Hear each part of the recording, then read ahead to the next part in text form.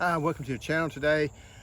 Today I'm going to be talking about how to start growing your own food. It's going to be kind of a back to basics type growing. So this is time of year you start getting in your seed catalogs. This is from Young Seed.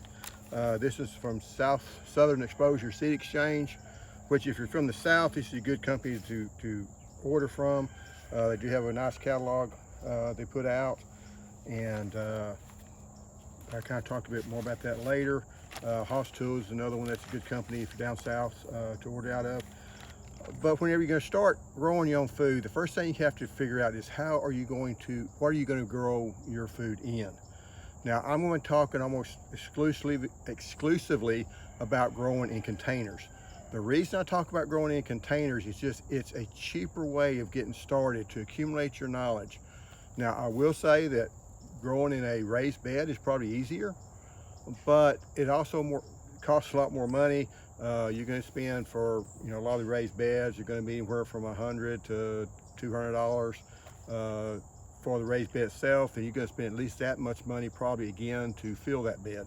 So a lot of times you can grow a lot of stuff in containers.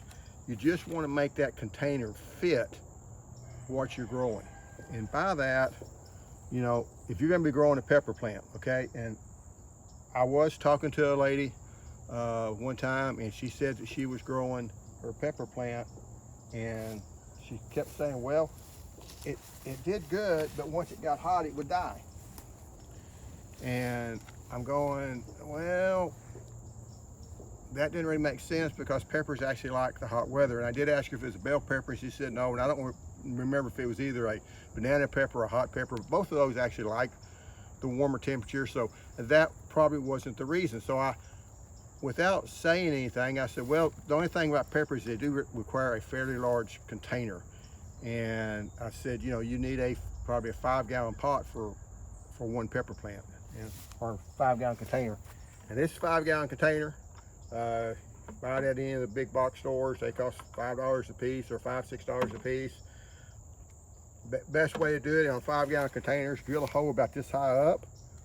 This allows you to have a little bit of reservoir for water in the bottom of it. It also lets the water drain out. You don't have to go crazy on it. You can just put one hole on one side, one on the other, or really one hole. Doesn't hurt anything, okay? Sometimes we think the more holes you put in it, the better they drain.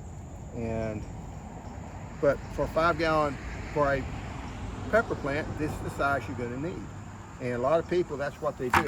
I had a feeling that when I told the lady that, she did kind of look in her face and I didn't press it. She probably had a pot about this size trying to grow a pepper plant. They're growing this size for a while, but they get up about yay tall. And then what happens is, she was a nurse and she can be gone for at least 12 hours a day, sometimes on her shifts. Well, it's gonna have to have enough water in this pot to last for 24 hours. Well, this size pot's not going to do it. So once it would get hot, it would run out of water, and that's when it would die. It wasn't the soil temperature, it's just the need of the plant, need more water was what would kill the plant. And you might say, well, then 5-gallon pots or 5-gallon buckets, great. They're good for plants that grow up tall, and they fit really well. Doesn't take a whole lot of potting soil to fill one up.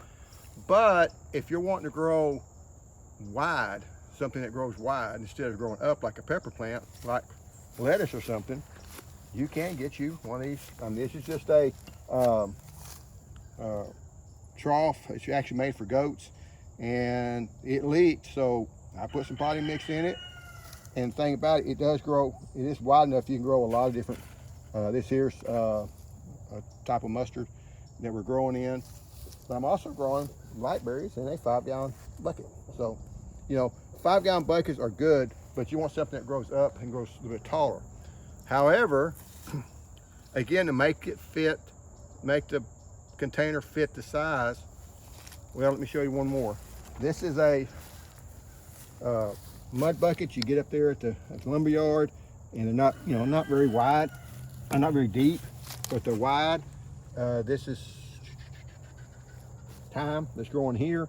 I've got some endive growing there. Does really well. They make a bigger one. This here is a mint. Oh, it's oregano.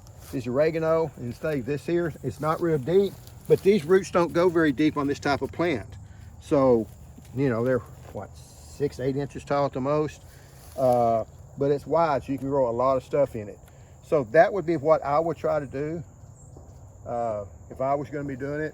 I would try to get something that was wider if I was wanting to grow lettuces, things of that nature, even beans and stuff. You want to do bush type beans. But make the pot fit the size. Now, I've left one out, that's tomatoes. A lot of people will think I can grow a tomato plant, a full size, regular tomato plant, Celebrity, Big Beef, Better Boy, one of those types, in a 5-gallon bucket. It don't work. If you want to grow a full size tomato, you're gonna need a bucket more along this side. And this is those lick bucket for cattle. But it's that's a big size. It takes a lot of potting mix. It's really big. It's good for one plant, for full-size tomato plants. However, they do make different types of tomato plants now. Develop different types of tomato plants. And in that, you have the regular size, and those are determinants and indeterminants, but they're still all big-sized tomatoes. And then you'll have what they call dwarfs, and that's tomato plants that gets between 2 and 4 foot tall, and it's about half the size of regular tomato. They do really well in a 5-gallon bucket. So if you want to grow dwarf tomatoes, this is a bigger containers you would need. Now you can grow them in bigger containers, they grow a little bit bigger and things, but they'll do well in these 5-gallon buckets. Excuse me. Another one, this is a micro tomato. And I'm growing that this winter because I can take them in and out. And it's called Little Peeps. It's got a ripe tomato on it. And so, you know, it's starting to produce, starting to set fruit. And notice it's setting a lot of fruit right here. It's setting a bunch more fruit right up here. So they are productive. You do have to stake them. I got a stake in there that I've tied it to. But they're a micro dwarf tomato. If you're living in an apartment and you got a little balcony or something that's, especially a south-facing balcony, these would be great. And I will say, I'm going to go ahead and say this now, if you've never grown micro tomatoes or dwarf tomatoes and you'd like to try it, put free seeds, hashtag free seeds in your comment, and I will choose 2 or 3 people in that if I get that many. And I can send you, 5 or 6 seeds so you can try it. So you don't have to sit there and spend, $5 for the seeds and another $5 for shipping. I can send them to you. And put that in the comments, and I will acknowledge you in the comments. You can send an email to me, and I will say one other thing. I was going to do this later, but also if you go on your computer and look under About My Channel, go to my channel page and do About My Channel. It does have my email address. I'm still a small channel. If you have a question that you don't want to put in the comments, because sometimes you don't want to ask a question, you can put that in the comments, or you can email me and I'll email you back about, and answer your question. Now, I mentioned a lot, and I kind of did this on purpose, because when we talk about containers, I always think about these plastic containers. Plastic containers do not drain well, so you want to have a nice, well-draining mixture. But there is another one that they've come out with now that's been around for a while, and this is a fabric. What is that? It's been laying down there, so it's something.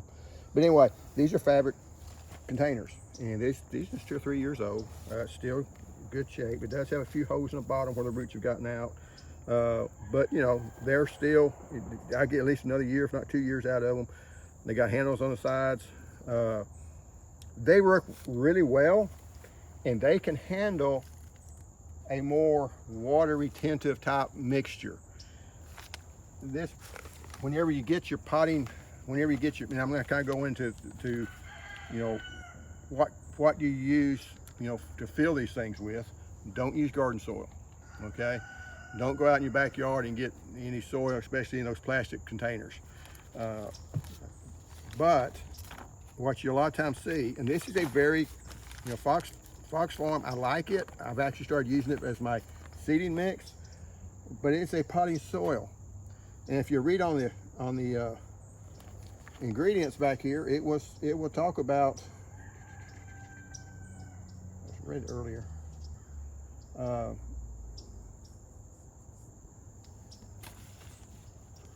It talks about it's a sandy loam that they also have in it. So it is fairly nutrient dense. It is fairly, means it's got a lot of nutrients in it, but it also retains a lot of water. If you're just growing in the summertime, that's not a big thing. But if you want to carry something over in the winter, I think it holds way too much water to be putting in these plastic containers. But it will work really well in a fabric container. You can get by with adding compost and even a little bit of soil in a fabric container. And if you tend to overwater your plants, these things are great because it's hard to overwater in a fabric container. Now, one thing I will tell you, if you're thinking, well, what I can do is I can take one of these and improve drainage. I'll put rocks in the bottom of it. Okay, that doesn't work. The problem you get is water does not like going from one size medium to another. So those rocks in the bottom doesn't do anything for drainage, because your problem with the soil is you have what they call a perched water table, and that stays up in the top of the mix. It doesn't matter you got rocks in the bottom. And they've proven over and over again, rocks in the bottom of a container does not improve drainage. It will add some weight to it if you don't want something blowing over, so it's not like it's worthless. But as far as for drainage itself, does not help. So leave the rocks out unless you need it for something tipping over. And when you start putting rocks, just say you put this many rocks in the bottom of it, it makes it really heavy, and that's that much less potting mix that you have to hold your water. So don't put rocks in it, doesn't really help. Is the other thing. Buy potting mix, because potting mix usually does not have soil in it. Potting soil a lot of times will have regular soil in it. So a potting mix works way better. It works a lot better for your plastic containers. I like plastic containers, but because they're cheap, they're easy. If you're wanting to, if I'm well, even this here, okay, it's got a plastic container. If I pick it up, it's kind of heavy, so I know it's got water in it. If it's really light, I know it doesn't have water in it. Water's heavy, so if I'm in a plastic container, that container doesn't weigh a lot, so I can tell pretty quick if it's got water in it or not, if it needs to be watered, just by lifting it up. All right. I know a lot of people say stick your finger in it and all this other stuff. Hey, it's just easier to pick it up, or even if you're coming up on the side, like this container here, I'm not going to pick it up, it's heavy, but I can come up to the side and I can tell that's heavy. That's all I have to do. I don't have to actually pick it up off the ground. I can tell when it's heavy. Where if I go over here, do this here, and I pick it up, it's really light, so I know it needs to be watered. So just a tip there about watering. The other thing you're going to want to do is you want to pick your seeds that are easy to grow. And that's a little tricky because some seeds are easier to grow for some people than others. And seeds do not need to be buried very deep if they're small. I mean, even like lettuce seeds doesn't need to be buried at all. Honestly, you can just bring them on top, they're going to sprout. Tomato seeds, 1/4 inch at this deep. All you need, that's all the top, that's all that you need. If you bury them 1 inch deep, they're never coming up. It doesn't have enough energy to get to the top, because that little seed just has so much energy as you start pushing up, and when it runs out of energy, it dies. So, but a bean seed, you can plant that, inch and a half deep. It's got enough energy to get to the top, and it kind of helps even to bury it a little bit deeper. So how deep you plant the seed is according to how big that seed is. Smaller the seed, the shallower it needs to be planted. You want to get varieties that grow well in your area, and sometimes that's kind of, I mentioned some of these different seed catalogs. Try to buy from seeds that are close to you, not in the big box stores, because those big box stuff, they ship those all over. But if you know a seed catalog, like if I was up north, Johnny Seeds is a great place to buy seeds. They're a good seed company, but they're going to gear more for that northeast part of the country.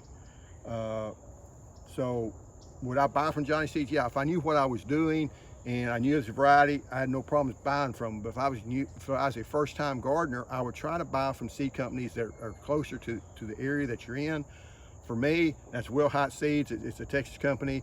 It's Haas Tools out of Georgia. It's Southern Seed Exchange. I guess I can look and see where they're out of.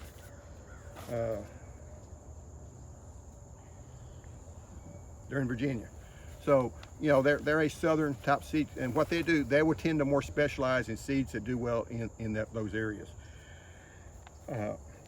Also, certain seeds are just hard to grow. Okay, I know a lot of people say, you know, they want to grow a certain type of, like Brussels sprouts. Brussels sprouts is hard to grow down south. You know, it's just a tough one to do.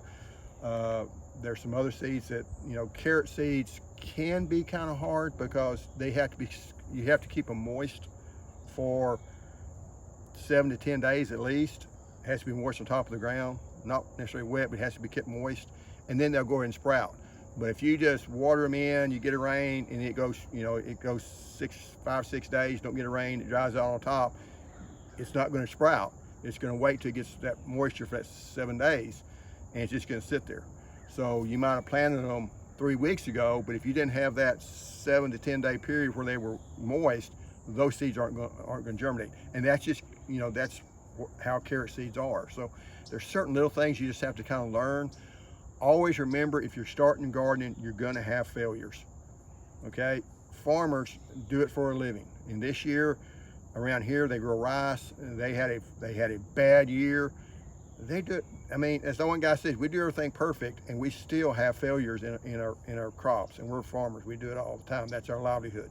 They still have failures. So don't think as a gardener that you're going to get to that place, or somebody just got that green thumb. Everything the plant grows.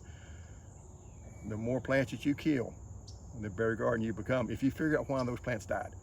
So don't beat yourself up. So, well, I just can't grow something. Find out why it died. So find out why it didn't work. I'm still doing that today. I still grow things, and sometimes it works, sometimes it don't. Sometimes it's my fault, sometimes it's not. But kind of, you know, grow your knowledge. And that's why I like growing in containers. It doesn't cost you a lot of money starting out. So, you know, I don't want somebody to spend, you know, $400 or $500 for a raised bed and then find out that they don't really enjoy it, and now they waste all this money. Try to go small, try some different things. The other thing that people tend to mess up on is planting time. In Texas, first thing people up north, when they come down here, they'll say, well, you can grow stuff all, you know, year long out here. Well, you can to a point, but planting times are very important here, because around here, I start looking at tomato plants. I think, okay, I need to get my tomato plants in as early as I can, which for me is, if I'm going to put them for transplant, I'm going to put them out in around Valentine's Day if the weather looks okay, because my last freeze date is usually, you know, late February, 1st of March. My soil never gets super cold, so people up north, this probably doesn't work with. And if I'm going to have some cold temperature, if I'm going to have a frost, I'm going to take one of these buckets and I'm going to cover it. Now why? Because I have a short period of time that those tomatoes are going to be productive. And I want them tomatoes to start making, if I can, in April, but especially by May. Because when you start getting into June, and usually around 4th of July, the disease pressure, the heat, and everything else is going to wipe out those tomatoes for the most part. I can't keep them alive down here past that time. It's just a lot of work. It's time to get them out. And a lot of times I've seen times that, or we may get too much rain. Around here, that's a problem. And disease takes them over. So I've got a short period of time that I can grow those tomato plants in. I'm trying to get them in as early as I can. And then I can make a crop. I've had times that I made a crop that other gardeners didn't, because they didn't start their tomato plants until the middle of March. And I even had one time a guy come in, and he was going to he got some tomatoes on sale. I think it was either last part of April or the first part of May. And he asked me, well, is he going to, what's my chances of getting any tomatoes off of this? And his wife bought them for him. And I said, about 0. And I said, because you to make tomato plants, when you plant them in May, they're going to have to start, it's going to take 70 days, 75 days for most tomato plants. So you're looking in the middle of July. Nothing's going to produce in July. So you're going to have to carry those tomato plants from now all the way into the fall. And if you can do that, they'll make in the fall. But And I did tell him you wipe bottom, you're gonna have to plant them, but just realize going in that next time try to buy your tomato plants or plant your tomatoes where you can get them in the ground earlier. The other thing, I guess number 5, is fertilizer. Okay, don't mean to make anybody upset, don't mean to make people mad, but if you're starting out, it is tough to do, especially if you're in containers. It is tough to do it organically. And for ease of comfort, I still use synthetic fertilizers. There's the plants themselves can't tell the difference. Okay, there's this adage that feeds us. Organics, you feed the soil, and with synthetics, you feed the plant. And that's a good saying. But the only thing is, in a container, there's not any soil in it, and you've got all kinds of organics in that. What you're usually lacking is some of the trace elements and the nitrogen. What I do go ahead and use the synthetic fertilizer, the hated Miracle Grow. All right, don't over fertilize, because this is kind of like, I hate the deal, but it's kind of like steroids, because it's not. But some people say, well, it's like steroids. But a little bit goes a long ways. So whenever you buy this deal, they'll have a spoon in it, right? If I'm growing in a raised bed, I would use a big smart. If I'm going to be growing, in this size pot, that pot, and even ready in these bigger pots, I'm going to be using this here, level, 1 per gallon. All right, that's all the fertilizer you need. Don't over fertilize it. It causes problems. It's just like if you over medicate, if you take too much Tylenol, it's going to wreck your stomach, I think. I know Tylenol wrecks your stomach. I think ibuprofen wrecks your kidneys, or vice versa. So if you fertilize too much, it's going to cause problems. So just fertilize a little bit, And if you think it's not enough, if your plant is not really responding, you can always up it. But if you put a bunch of fertilizer in one of these containers, the only way to get rid of it is just to flush it out or grow it out. So don't over fertilize it, but they do need fertilizer. I've actually had a guy I gave some tomato plants to. He planted them in a container and they weren't doing very good. About a month later, I said, what did you fertilize it? No, I didn't fertilize it. I just put some grass or something in it, some grass clippings in it or whatever. And I remember an old lady, or an elderly lady in the church looked at him and says, if you eat, they got to eat too. You got to put some fertilizer in it. And I thought, yeah. And it's like, he said, yeah, but if they're not tough, I said, no, it's not. You just need to quit planting. If you're not going to fertilize it, quit planting, because then you're never going to make it. All right, you've got to fertilize it. Now, can you use organic fertilizer? Yes, some people have made it work. It's just more difficult. And I also sometimes use Osmocote. Now, one thing I say, Osmocote, this stuff says it feeds up to 6 full months. Down south, depending on 3 months. You cut it in half, but you also cut the recommendation in half, because what happens is this stuff is released through heat and moisture. Well, down here, we get plenty of heat. Up north, or up in like the Pacific Northwest, we're in the same climate zone as some of those people. But they're really cool at night. So this stuff doesn't break down. These little things don't break down as easy, okay? So they'll stick around longer. And because they're sticking around longer, they put out so much fertilizer. Here, they break down faster, so they're releasing the nutrients faster. So just cut back. And what I a lot of times do, I take a handful of that, mix it in this mix here, and then I'll supplement it as I think, as I look at the plant as they need it. So you kind of do both. That way, at least you got some fertilizers in it, but you don't want to overdo it. That stuff there is hard to overdo. But I did have a fig tree one time that I did according to their recommendation, and it grew too fast, and I got thinking, okay, and I knew about it breaking down faster, but I hadn't put it together. So even people that grow a long time, sometimes we don't put things together. If it's breaking down faster, it's also releasing the nutrients faster. So I kind of double the fertilizer on it. Now, fertilizer is not rocket science. Don't be scared of it. Just don't overdo it, And synthetic fertilizers, you're going to know within a day or two.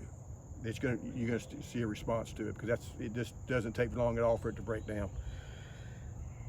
The last bit of information I want to tell you about. There is an AgriLife service, I think, throughout the United States. They're local. You can call them up and ask questions. Sometimes they have master gardeners that's went through a program to help answer your questions. You may want to go through that program. You know, it's a several week program. I think it costs like $190 here locally, and they'll explain all the stuff to you. I've given talks at those. I'm not a master gardener, but I have given talks at the master gardener training course on nutrient management and on fruit tree production, and you know, growing stuff in containers and all. So get some local people, because I'm not very good at giving information to people who live in the Pacific Northwest or people who live in Ohio. That's a foreign time for me. But if it's local, I can tell you, okay, you need to plant, you know, potatoes. Plant those February 15th. We always say February 14th is me and my wife do it, so that's our honeymoon. That's our Valentine's Day ritual. That's a good time to plant potatoes. If you're not having any weather coming up, it's a good time to plant tomatoes. Wait to plant the peppers. If you're going to plant your bean plants, start in March. Don't start too early. The field peas, southern peas, plant those in May and plant those in April. I have no idea when you plant that stuff anywhere else. You know, you get up in Ohio, I don't know when you plant that stuff, but I kind of know. And a lot of times, even the AgriLife service, you know, they will have a planting guide. They'll tell you need to plant this from this date to that date, and they're pretty accurate with it, you know. But you know, try to find out from your local people. They're going to give you the best advice. One guy said our gardening is local, and that's not true. You know, I can get a lot of, you know, my neighbors helped me out on some stuff here, told me some things, and you know, he told me about the watermelons. I did not realize that watermelons the fall watermelons just didn't do good as far as they weren't sweet. Well, I had some volunteer come up, and I thought, well, I see if he's right. And it turns out he was right. So different people, your local people, would tell you some stuff that I might not know, or some other, you know, we don't know everything. Be wary of YouTubes that never show they ever mess up. There's some of them out there. I mean, there's one of them, they're showing a bucket, and it's got potatoes in it, and they got all these potatoes lined up around it. And there's a bunch of potatoes coming out of here too. Well, first off, there's about 30 gallons of potting mix coming out of it, and the stuff coming out of here, there's no roots to it. It's all staged. You're not going to get 5 gallons or 5 pounds of potatoes out of a 5-gallon bucket. Just not going to happen. I seen one of them. They took they were showing how. I think that one of the ones showing how to plant potatoes. They lined the potatoes all around this deal, talking about growing a bunch of potatoes. They put as many potatoes in there as you would hope to be able to harvest. You're going to get a 5-gallon bucket, maybe 2 pounds, you know, just not going to get a whole lot out of it. You know, I've seen them, one of them had carrots, and they show the carrots here, and the carrots are sticking up this far up out, the orange part was sticking this far up out of the bucket. Carrots don't grow that way. Carrots grow in the ground. Daikon radishes will grow up out of the ground like that, but not carrots. So try to get, again, YouTubers as close to you. Try to get ones that will show you their failures as well as their successes, and beware if they're trying to sell you a super sauce, or if you'll do this, you'll triple your production. Gardening is hard. It's not super complicated. And by that, what I mean is there's not a bunch of secrets out there. There's some little tricks that you may learn that help, but you don't have to buy a whole lot of products. I mean, honestly, you know, I use a fertilizer. I will use pesticides every once in a while if I have to. I don't like to. And that's something you'll also have to decide, are you going to use pesticides or not? If you're growing in containers, it's probably not necessary. If you see something eating on the leaves, you can pick them off. But you know, you can grow a lot of stuff just in containers. And to give you a really quick walk down, you know, this here, I'm growing loquats. You know, I pull these in and out to survive. I've got the citrus growing here, and this is about 3 years old, and we're picking a lot of them. It's pumpkin, really good tasting one. And you know, I've got raspberries I got growing. This is sweet leaf growing here. And I've got, now this is kind of a new thing with the blackberries, but these are thornless blackberries. I'm growing them in a pot, in a 5-gallon. I think they'd be better than the bigger ones, but they're still, I mean, they're gonna make some. And this would be something you kind of need to know. This is the stuff, this is the structure that will make the blackberries next spring. And then this will all die and it's got to reproduce from the roots. So, you know, this right here was what was last year, and this is what grew this year, and it'll produce fruit off this first year cane next year. So certain stuff like that you'll learn. If you're going to be planting mint like this, you want to put it in its own container because it will take over wherever you planted it. You know, I got some oregano the same way. I mean, I planted this oregano and it took over the whole container. So, and time's kind of done that on this in here, which is okay. You know, these containers don't cost a whole lot of money, and you know, you do need to put a hole in the bottom of them so it can drain out. And you know, just go ahead and get started. It's not that difficult. Just know when to plant them. Again, if you want some information when to plant, if it's kind of in my area, or you know, if it's in zone in the south in zone 8 or 9, I can kind of tell you that. If you have any questions, like I say, you can leave either leave it in the comments or email me and I'll answer them. Anyway, hopefully I've helped you at least talk about different stuff that you can grow. I'm growing, I did do a video on growing blueberries in a container. You know, I'm growing the citrus and all different kinds of, I guess I can show a little bit here. You know, this is my row of citrus. And the reason I'm growing these in containers is because they cannot take a hard freeze, and we'll have a hard freeze fairly often, but it'll last for a day or two. So what I'll do, I'll take these containers, I move them into the garage. A couple days later, I pull them back out. So that's a way to be able to grow it. I've also got some in ground that I don't do that, but you know, that's just one of the ideas that you can grow some stuff in. I would start with cheap plants. Again, you don't want to try to say, I'm going to spend, you know, $50 on or almost $50 for a citrus tree and then kill it. It's a lot better to kill a $2 tomato plant. So just to learn how to do it, learn how to figure it out, and then let that knowledge build on you, because that's how you become a good gardener. It's not something you're going to learn overnight. It's something, like I say, you're going to have to learn. It's going to be a lifelong learning process. So don't get all bent out of shape if you fail. We all fail. And, you know, just get started. And for people in this part of the country, especially, I mean, I'm going to start my tomato seeds first part of January. So it's getting that time. And so if you're wanting to order seeds, this is kind of a good time to order them, because they're going to have all the seeds in stock, and they're going to be able to ship them to you in time. If you try to wait till the springtime when everybody else does it, they're going to be backed up. And so, you know, give it a try. And if there's something in particular you want to grow, let me know. I can either answer it in the comments, or I may even do a video on it. So anyway, before I start rambling too much, thanks for watching, and see you next time.